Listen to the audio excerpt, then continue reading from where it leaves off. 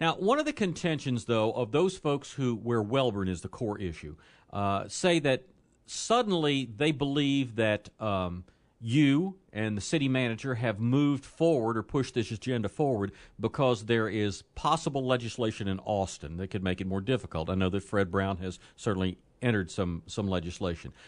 Explain to me, as far as you understand, has the timeline changed based on anything that could be passed in Austin?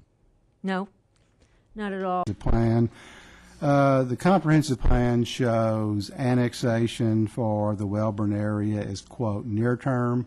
That's defined as the next 3 to 10 years.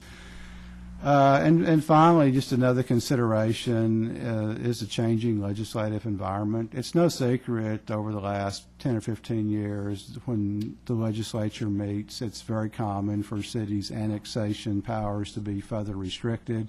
You know, those have been granted by the state, and over the last 10 or 15 years, the state has been removing some of those abilities for cities. And as council is aware, new legislation has been proposed as recently as this week that would restrict cities in Brazos County, if this legislation was approved, further restrict our annexation abilities. I think the question was, why now?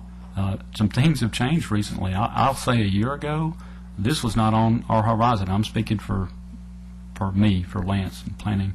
However, some things have changed since then. We've had incorporation efforts that, frankly, cause a sense of urgency. Fred Brown, Representative Brown, has filed a bill. I don't know if you're aware of that, but it's specifically targeted to Bryan and College Station. It's a bracketed bill that basically, if it goes into effect, would require the city, College Station of Bryan, to for the residents to vote before being annexed.